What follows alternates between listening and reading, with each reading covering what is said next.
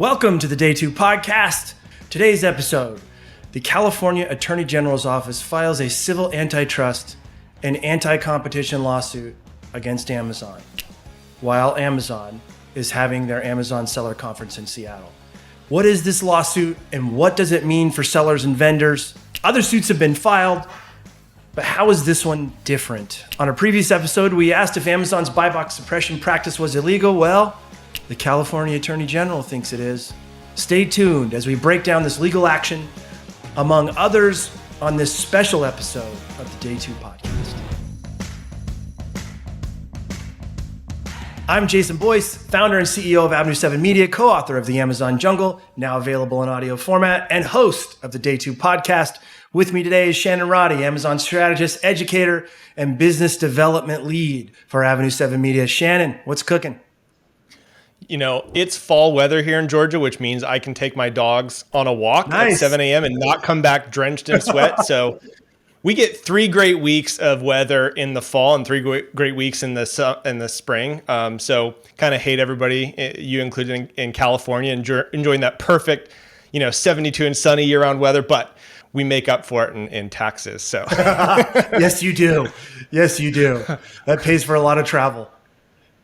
Yeah. No, it was a lot of fun. I got to take my son to his first Georgia Bulldogs game on Saturday. Oh, that's awesome. And our state champions are undefeated. So excited for football this season. So that's great. And I know, we were at the Amazon Accelerate conference 2 weeks ago. And then your wife had her birthday last week, right? That's why you didn't join us at the Helium 10 conference? Okay, got it.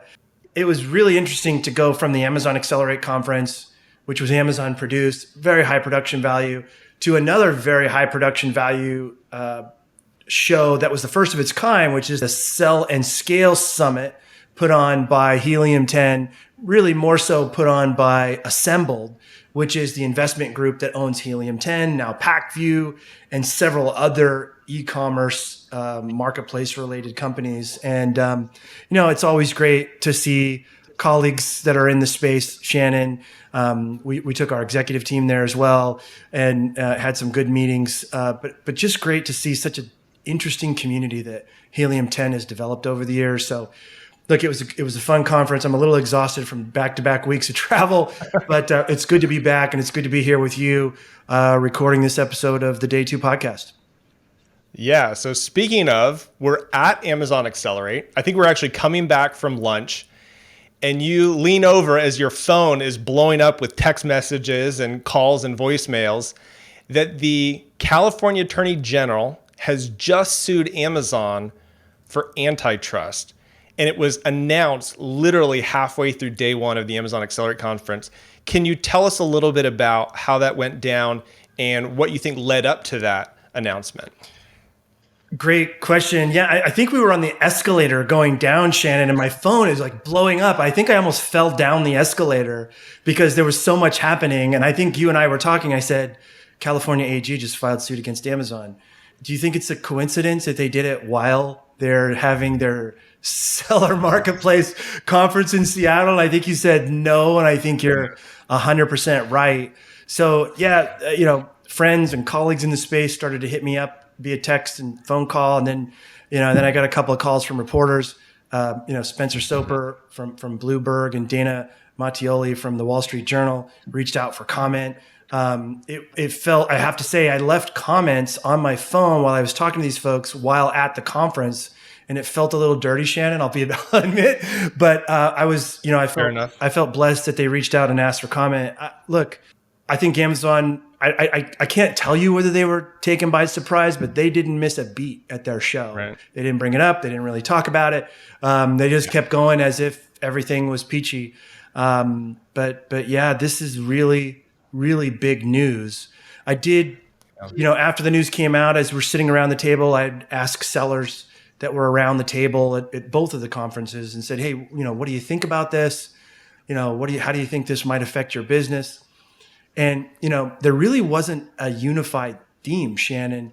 It was kind of all over the board. I talked to a young man who said, whatever. I mean, he literally said the word whatever. He said, I don't think anything will come of it. Nothing's going to happen. I heard, another more experienced seller say, I just hope it doesn't screw up my business.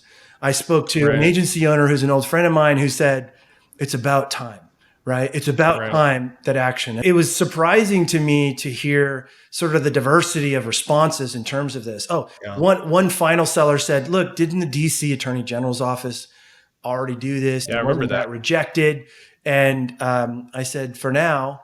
And so, look, it made for very interesting conversations to see just how diverse the seller community is, and to see all these different takes about a very big news story that happened right there at Accelerate. Yeah, and as you pointed out in the intro, this is not the first one, but what specifically, Jason, does this suit allege, and how does that sort of create some differentiation? But really, what does this suit allege, and what happens next? Yeah, great question. I'm actually going to read some highlights from Attorney General Bonta's press release. So the press release is this: California Attorney General Rob Bonta today announced a lawsuit against Amazon, alleging that the company stifled competition and caused increased prices across California through anti-competitive contracting practices in violation, and this part is really important, in violation of California's unfair competition law and Cartwright Act. In order to avoid competing on prices with other online e-commerce sites, Amazon requires merchants to enter into agreements that severely penalize them if their products are offered for lower price off Amazon. These agreements thwart the ability of other online retailers to compete, contributing to Amazon's dominance in the online retail marketplace and harming merchants and I'll insert sellers and consumers through inflated fees and higher prices. And I got to say, I'll just pause for a second. That was the opening paragraph, and it's kind of a bombshell paragraph, and it's really well written, Shannon. Do you happen to remember the episode that we did about Buy Box Suppression? Sounds very familiar to the things that I do. I was saying on that podcast and you were agreeing with. What's your take on this? How do you feel about that first paragraph? I mean, I think there's a couple things. I mean, one, we talked about the fact that Amazon pulled some of that price parity agreement from their business agreement with sellers, but still enforced that sort of unwritten agreement in practice. Yeah. And so I think it's interesting to see how it came out. That was one of the things that stood out to me, was Amazon sort of gets away with it by not, quote unquote, making it a written requirement in its current, stead, but at the same time, they do make it a requirement because it's sort of like the written rules and the unwritten rules, And so, and the press that release, was the biggest thing. The press release addresses exactly what you're talking about. A couple paragraphs down, it says, Attorney General Bonta says, Amazon coerces merchants into agreements that keep prices artificially high. So I think that's really important language. So even though, like you said, I think it was 2018 or 2019, every seller had that pricing parity clause removed from their agreement. But, the Attorney General is saying, but they still coerce the actions that were affected from the agreement. And he goes on to say, they do this, Amazon, knowing full well that they can't afford to say no. Sellers can't afford to say no. With other e-commerce platforms unable to compete on price, consumers turn to Amazon as a one-stop shop for all their purchases. And I want to take you back to when Doug Harrington, again, very thoughtful presentation, I thought, at Amazon Accelerate, was using really welcoming language with the seller community. But he said it. If we don't have a competitive price, was I think his exact language, we will see fewer orders from that customer over the next 365 days. So what's fascinating about this press release, and I'll read more comments about it here in a second, Shannon, is Amazon saying, yeah, we're doing it. And this is why we're doing it. And you're welcome, by the way. But the California Attorney General is saying, you're doing this and it's illegal. And so that's what's very interesting. It seems that Amazon's stance is, we're doing it. We're going to continue doing it because it's important to our business, to our shareholders. And if we don't, we'll lose customers. Where the California Attorney General's office is saying, hey, why don't you let competition be the judge of where consumers go? Right. Yeah, it's a really good point, and there is that sort of dichotomy of, many times throughout the conference that was addressed. I mean, there was a session on price competitiveness, and them saying from the main stage, hey, if you click this little toggle button, you can just automate your pricing. And I think that there's sort of something at work in play when we looked at that last podcast where we talked about buy box suppression, of keeping your prices sharp, or saying like you want to make your prices more competitive. Nowhere in there are they saying you need to lower your prices. And that is very strategically done, I think, to avoid some of this, backlash. And yet the outcome is the same. What they're saying is you have to lower your prices. You have to be lower on Amazon. Yeah. And I think that's what the Attorney General finally was able to pull out and say, yeah, we view that as anti-competitive behavior. Yeah. And Shannon, Varun Sori, his title as presented at Accelerate, Amazon Senior Manager for Seller Pricing, said, almost to emphasize, paused, said it, and then paused again to emphasize, when your price is not competitive, we won't prevent you from selling on Amazon. We just won't give you that featured offer. And he said that right before he said that when you are the featured offer in the buy box, you get 50% more sales. My number was like 30% based on, anecdotal evidence and real world stories from sellers and my own experience as a seller. But I was shocked to hear Varun say, if you're featured, you get a 50% increase. But then in the next sentence to come back and say, but we're going to take you out of that buy box, effectively reducing your sales by half if you don't match the price that you're selling on target. And so, I don't want to put words in the AG's mouth, but I will say from my own opinion, the best way to match price with target Amazon is to lower your seller fees. You've had the same commission sales rate roughly since I first started selling back in the Stone Age in 2003. And now there's FBA fees that are layered with surcharges that are increasing. And then the advertising cost, which is a must have to feed the algorithm and to keep those sales going. So, I have to ask the question to Amazon, is it fair to really make nearly pure profit on the advertising side while maintaining the same seller fee that you had back in 2003 when you were paying for advertising to drive traffic to the listing? To me, it just seems obvious, and I'm definitely leaning towards where the AG is coming from. So Jason, I mean, we heard a lot of talk about this of change, and we actually saw some good change. I mean, we saw some brand benefits roll out. They made some announcements of new analytics and search queries. We talked about that in our last episode. So it kind of leads me to my next question. If Amazon is willing to make some changes, do you think these lawsuits are merited or necessary to actually create change for sellers? Yeah, and before I answer that question, Shannon, it's a great question. I just listened to Andy Jassy's interview by Kara Swisher at Recode. I wasn't at Recode. I wasn't at the Code conference this year. I didn't realize that it was here in LA. Otherwise, I totally would have gone. But she interviewed Andy Jassy, and it's amazing to me how this is a blind spot for them.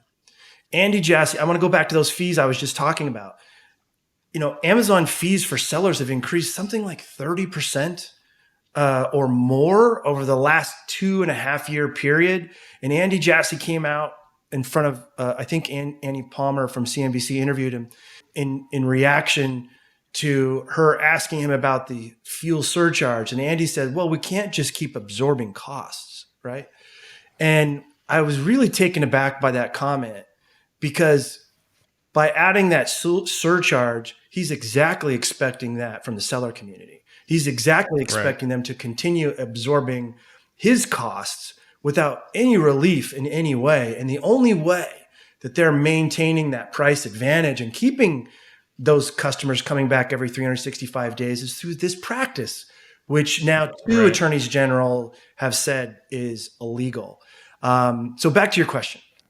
Well, and the part of that, the point that you're making there is that Amazon's not willing to absorb the fees, but due to the price, suppression, or the buy box suppression due to price, they're not willing to let Amazon customers absorb that fees. And that leaves sellers. That's it. Sellers is the only place where there is room for squeeze. That's right. And the sellers are coming back going, I don't know how much more we can take. Yeah. And it is really challenging to watch brands and some of our own clients struggle with that, because we would gladly raise prices if we could, because we know people are going to go to Amazon. We know that. We know that even if people can shop on Amazon and other e-commerce places, in many cases you choose Amazon and are willing to pay a premium for convenience. Yeah. Why not allow sellers to increase their price to absorb the cost without penalizing them? I'll still go to Amazon for a lot of things that I buy on Amazon. It's just more convenient. You got kids at home, so of course you do. You don't have time to go shopping, right? Yeah. It's an amazing service. It's is. an incredible selection. It shows up at your door tomorrow, right? They've done amazing work. It's a once in a generation company, and it's hard for me to say this because they're definitely saying all the right things. We were at Accelerate together. Right. We heard them say the right things. They're talking about sellers as partners, but you don't put all of the burden on your partner, right? You share in some of that burden with your partner. And, I think hopefully in the coming weeks, months, maybe even if this injunction gets put in place and Amazon can no longer do buy box suppression, sellers will have some freedom to control their own pricing. And maybe that opens the door for other marketplaces so that sellers ultimately can have more diversification in their sales channels, which is so sorely lacking right now. Of our 100 clients, Shannon, very few of them have diversified sales channels. So many of them are so dependent on Amazon sales for everything. It would be nice if they could, have 20, 30% of their sales on marketplace A, another 20, 30% of their sales on marketplace B, and let those marketplaces compete for their business, which will have, market-driven method for driving down those seller fees. And that just doesn't exist right now. We talked about it in our Buy Box Suppression episode. It doesn't exist. Yeah, I want to jump to this next question, then we'll go back to my last one because I think it's relevant. Is, we heard this said repeatedly at Accelerate. Amazon leaders and executives, including Dharmesh Mehta and Doug Harrington, saying from the stage that they heard sellers' complaints and they heard that sellers were divinely discontent. And they said repeatedly, we are committed to helping sellers on their journey. And I think when brand owners or sellers and Amazon's goals are aligned, that works. Like brand registry benefits, A+ content, aspects of advertising, it allows both companies to drive sales and profitability. But it sounds like, from what you're saying, Amazon is willing to support sellers to a point, but when it's in their own interest, they kind of pull back, let sellers take the hit, and they keep the profit. Is that your take on that? I mean, how do you see that playing out? Yeah, I mean, look, Amazon sellers have been taking headshots repeatedly, one after the other, with these fee increases, with the increase in cost per click on the advertising, which is absolutely a necessity for success on Amazon, without taking a step back and going, wow, we're making a lot more money on sellers than we used to. Maybe we can give them some relief. And look, on the other hand, Shannon, I get it. Amazon is a big business. They have a lot of investors. They have a lot at stake to continue that growth and that double-digit growth that's so important to their investor community. So they have to keep growing. But here's why we need legislators. Here's why we need attorneys general. Here's why we need government to be the watchdog here. Because when companies get to a certain size, they've got to keep feeding that vis, the needles in the arm. They can't take it out. They're addicted to growth. They have to keep going out and getting it. And that's why we need checks and balances, right? That's why, look, I support this action from the California Attorney General's office is to help Amazon help themselves in some degree. Well, and that's kind of the pin point that I want to make is I don't know, because I'm not going to assume what I know about Amazon's algorithm or how the back end works. But if they believed that removing buy box suppression for off Amazon prices was actually better for sellers, and we're completely committed to helping sellers on their journey, they could toggle that switch off in a second. Yeah. And overnight, hundreds and thousands of sellers would be able to raise and adjust their prices, in some cases lower, but adjust their prices at will. Yeah. Without sort of fear of retribution. So yeah, I mean that's just kind of the question you have to take is, look, Jason, this isn't the only battle Amazon is facing. No. What are some of the other, pending litigation or legal battles that Amazon is up against recently? Because we've seen a lot of things in the news, but what else is Amazon up against currently, sort of from a big picture standpoint? There's a lot going on, Shannon, and the enemies are gathering at their gate for sure. The list is long and it's growing. The District of Columbia's Attorney General was the first to file a similar lawsuit to the California AG back in March. Amazon's attorneys got a motion to dismiss that they won with a judge who clearly doesn't fully understand how e-commerce works, but that AG is appealing the dismissal. And so that's not over. Amazon may want to declare victory and go home, but I assure you that their very substantial core group of attorneys is working diligently to keep that dismissal in place. Also, there's a class action lawsuit in Washington State. This one's very interesting. It's kind of a head scratcher to me. There's actually a group of consumers who have created a class action lawsuit alleging Amazon's supplier agreements are inflating prices for consumers. And so again, very different. Well, I should say different, but again, the theme here is with all three of these, including the California AG, is that these folks are claiming in court to a judge that Amazon is increasing prices on consumers. And in the 80s, that was the one litmus test for whether you were a monopoly. If what you were doing was rising the price for consumers, you're a monopoly and we're busting you up. And so, and I think in the 1970s, AT&T had a very successful breakup. I think the government enforced a very successful breakup, which, except for AT&T, all things went very well and according to plan. In the EU and the UK, there is a laundry list in each of those geographic areas where there's antitrust investigations ongoing. And in the EU, the Digital Markets Acts will be enforced starting next month, right in October. So things are heating up dramatically in the EU and the UK. Again, Amazon's a much smaller player in the EU and the UK, but those two governments have been much more aggressive than our own in terms of reining in power of big companies. The US FTC, the Federal Trade Commission, has several active investigations into Amazon's potential antitrust violations. Look, I heard an interview with Lena Khan. I can't remember who was the interviewer, but I read between the lines and said Lena Khan thinks that there is enough laws on the books now without additional legislation to file antitrust cases against. Of course, I think Facebook is underway. They're rejecting some of their acquisitions. Amazon is certainly in their sights, among others, Google, et cetera. And then there's two big bills that are pending legislation. So the American Innovation and Choice Online Act, S-292, is the Amy Klobuchar, Senator Grassley bill, bipartisan support bill, which I thought would have been passed by now, but I suspect, just from some inside baseball, there's some concern over a few, Senate elections as we head into November midterm elections, where Democratic senators were concerned about supporting this bill before their election.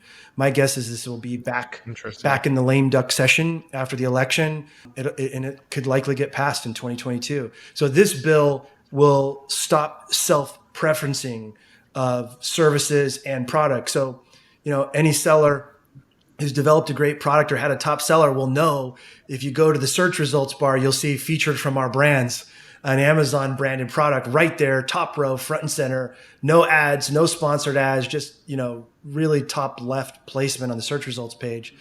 And, if you use Helium 10 or Jungle Scout to figure out what those market sales are, you can see every one of those featured from our brand's products have 10 times the sales, 3, 4, 5, as much as 10 times the sales as all the other sellers who are 2, 3, 4, and 5 placement on that search results page. So this bill, if passed this year, would prevent Google and Facebook and Amazon from self-preferencing. I'm also in support of this bill. Amazon has spent, along with Google and Facebook and the big tech companies, Apple, there was a report recently that they've spent close to $95 million to water down that bill. That one is something that Andy Jassy specifically spoke out against at the Code Conference. And then the last one is the Shop Safe Act, S-1843. So this one would make e-com platforms liable for infringement of registered trademarks by its customers, not necessarily its consumers, but by its seller customers. Therefore, incentivizing these platforms to really protect the intellectual property of its customer base. And so, look, I think that if anything, Shannon, all of these actions are probably 5 years too late, 10 years too late. But hey, man, better late than never. I think these are ultimately good things for sellers. More importantly, good for our country, good for small businesses. So, I mean, if Amazon's getting lawsuits, and look, any company that does business is going to have lawsuits, right? So it's not like you get a lawsuit against you, you're thrown under the bus. But what do you think Amazon's take is on this sort of recent slew of legislation? Well, I think they feel unfairly singled out, which is interesting to me. I think Andy Jassy, I don't want to say Andy Jassy was whining. He was incredibly thoughtful in his answers to Kara Swisher at Code Conference. But, the theme there was, why us? We're not doing anything wrong. We're adding value. And I get that. Look, we both have the Amazon Prime app on our phone and, pry it from our cold dead hands. So we're never going to give it up. But I think it's very interesting. They're just ignoring their sure size, or they're hiding their true size and GMV from the general public. They're not going to stop spending money to influence our legislators. They're paying public relations firms they're cutting huge checks to public relations firms to change the tide of public opinion. And look, I know they've got enemies that hire public relations firms to provide some balance there as well. But I think they see this as a real threat to their ongoing business. And I think they feel that they've not done anything wrong. When it comes to buy box suppression, Shannon, it's fascinating to me. They're certainly not shying away from admitting that they are doing a practice. They may not agree with the outcomes that the California Attorney General and the DC Attorneys Generals are saying, but I think they definitely they believe they're in the right. And let's see what the courts decide, right?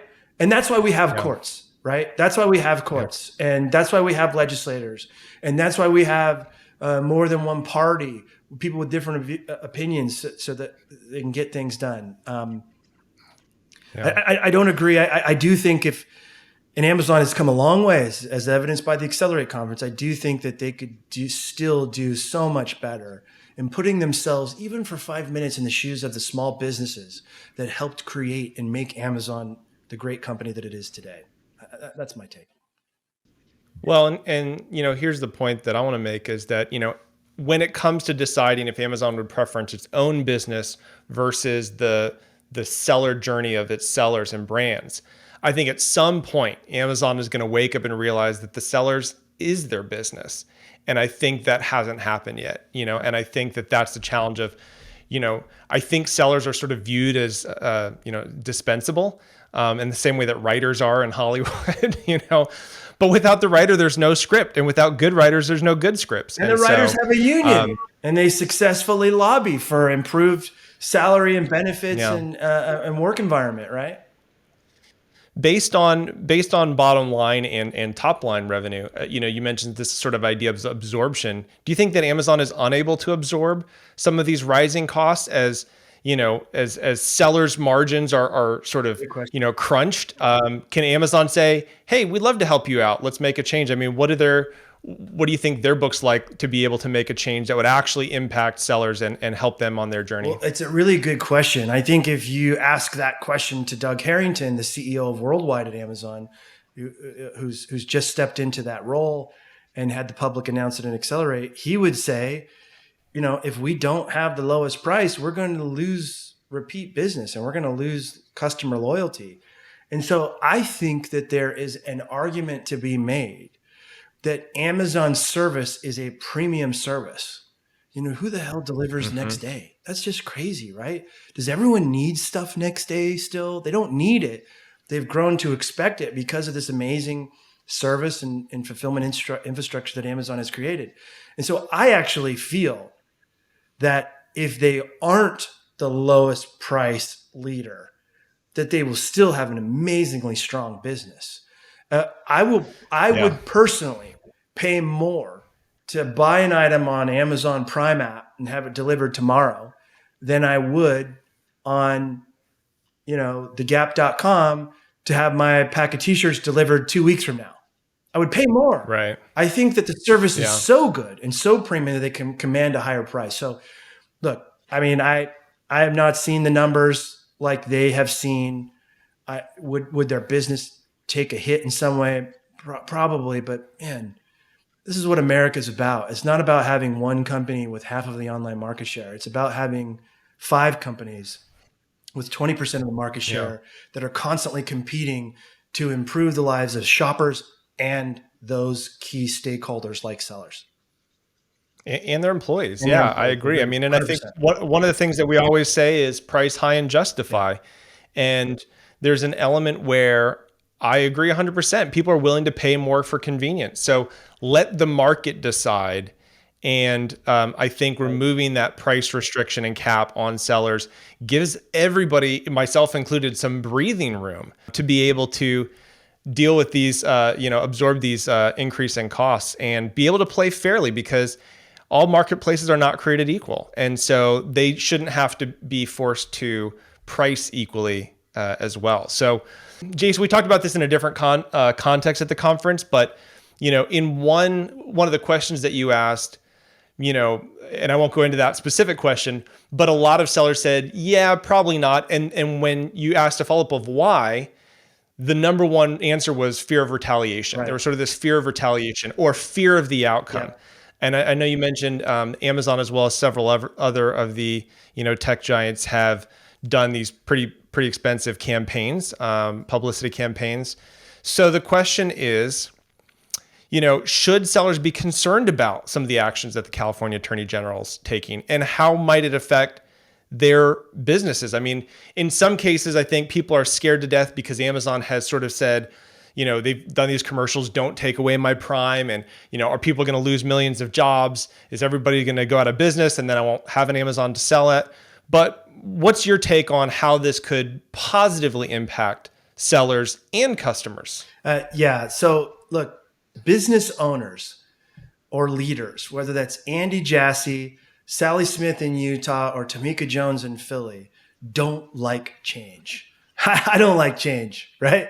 And so I think most business leaders are nervous and anxious about anything that could rock the apple cart. Sometimes government can muck things up.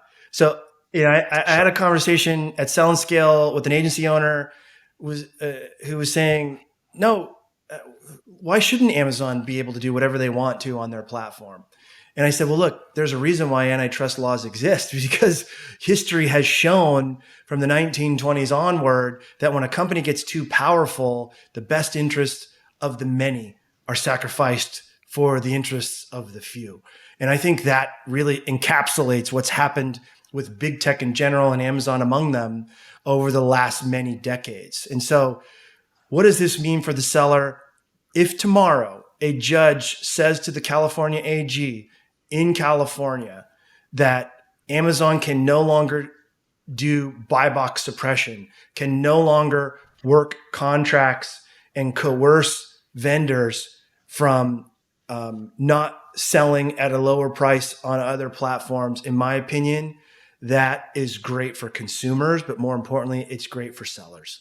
It opens the door to other marketplaces to capture more consumers and to be able to provide a viable, competitive alternative to Amazon. And look, all respect to Walmart. They've moved mountains over the last 2 years, but let's be honest, 7-8% market share compared to Amazon's 56 is just not comparable.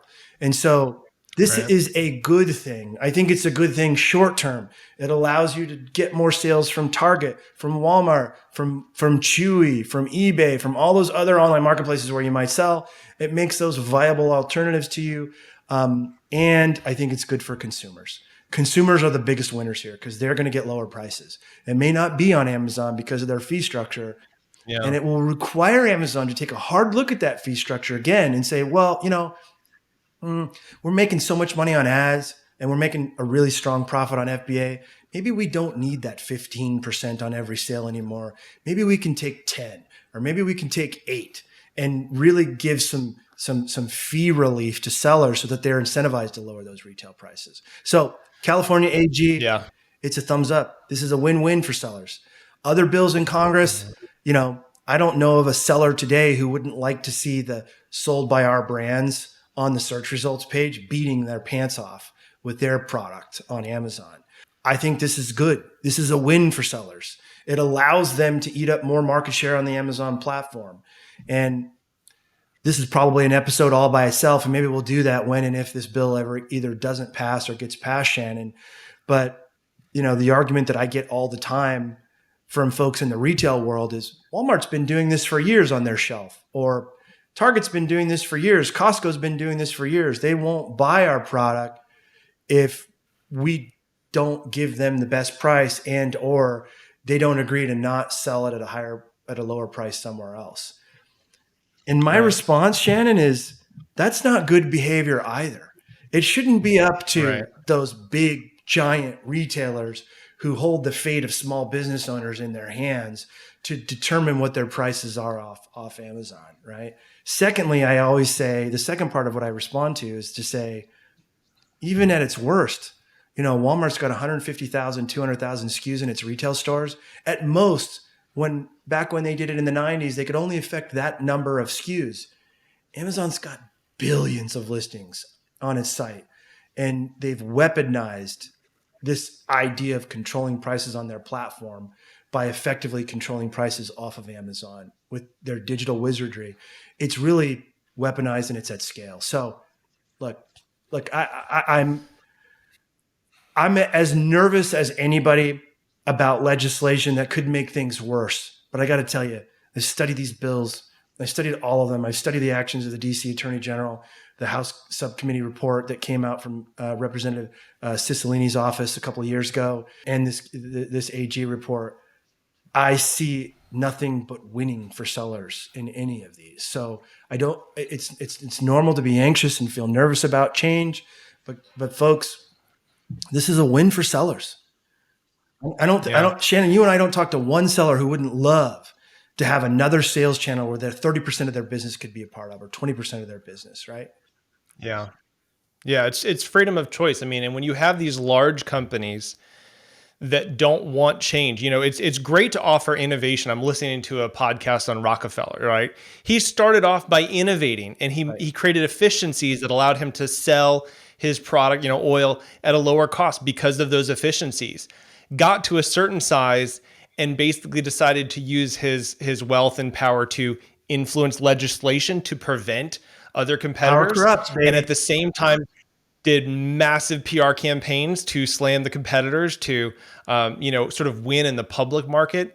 And I think, another podcast I was listening to a couple of weeks ago summed it up best. They said, look, if you're scared or threatened by these other marketplaces or platforms that are innovative, man up and compete, but don't go to the legislator to prevent innovation. Yeah. Don't go to, the public to slam a bill that could actually impact, customers. If you really care about customers and offering customers the lowest price, the best way to do that is not ensure lowest prices on Amazon, but ensure low prices anywhere. Yeah. And I think that's the caveat. Yeah, well said, Shannon. I couldn't agree more. And look, I was thinking about this the other day.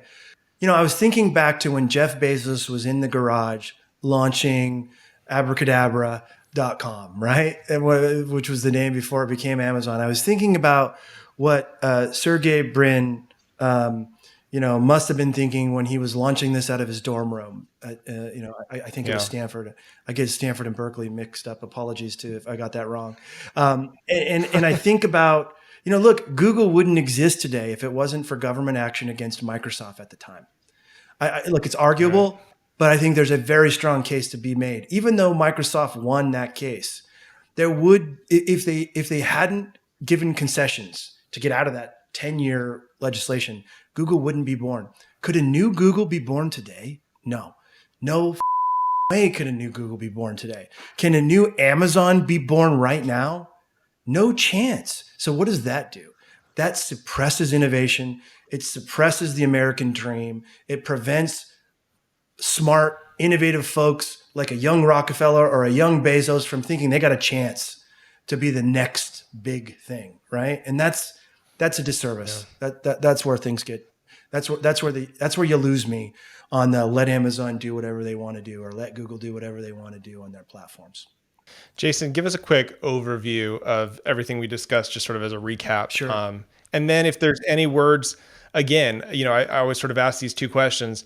What would you say to Amazon's executive team that would be the right move in their best interest and in the best interest of sellers? Look, I'll use your word, Shannon, because I think you said it better than I do. Amazon, get rid of this buy box suppression, voluntarily dump it tomorrow, and get in there, roll up your sleeves, and compete.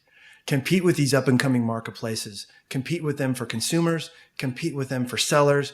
Keep doing the great work you're doing on selection and delivery and all of the great things that you're doing over at Amazon. But stop this practice. Stop buy box suppression. Give up the ghost. If it's not illegal now, and two attorney generals disagree, would agree that it is illegal, it will be soon. So just give it up and get in there, roll up your sleeves, and compete. Yeah. Any last words as we kind of recap the episode? Yeah, look, in the final analysis, Shannon, online marketplaces and digital marketplaces were not considered the last time antitrust laws were amended or passed in the 80s. The gap between rich and poor is as wide as it's been in decades and potentially a century. Allowing more competition for small businesses helps close the gap. Our mission at Avenue 7 is to change the lives of sellers like my small business journey has changed my life. Opening up the doors to more competition for them matters. I would also like to leave to our audience and our sellers, get engaged, get informed about these bills. You may have a different opinion than me. No problem. All good. Reach out to your representative. Reach out to your senator's office. You may think you're too small to be considered, but I guarantee you they'll take your call and they'll listen. And if you're affected by this legislation, give them your take on it so that they'll consider you and not just some multi-million-dollar lobbyist. Lastly, I have to say it, and that's not just because I'm in LA and I'm a Californian right now, but kudos to the California Attorney General's office. That press release was as well written and as informed as anything I have seen to date. And they're going out and trying to do the right thing for the California consumer, for California small businesses. And I think that ultimately, and I even believe, I'm naive enough, Shannon, to think that even Amazon will look back when they get rid of buy box suppression and say that this was a good thing for them. I'll just wrap it up with that. Awesome. Jason, if any of our listeners want to work with Avenue 7 Media, are having trouble launching, growing, or protecting their brand, what do they do? Where do they go? And what can they get? Yeah, look, if you're looking to defend yourself and survive, and in fact, then turn it into thriving on the Amazon platform with a team of experienced Amazon operators, you can visit us at day2podcast.com. That's day, the number 2 podcast. Also, when you go to that website, you can download our free Amazon sellers checklist with over 100 plus steps to effectively launch, grow, and protect your brand on Amazon. So if you're not ready for an agency, go download that checklist and start knocking them off. Lastly, if you know anyone else who would gain value from this podcast, please share it with them and help them get on their selling journey. Thanks for listening. Hang in there, get involved, get engaged with your representatives, and again, happy selling.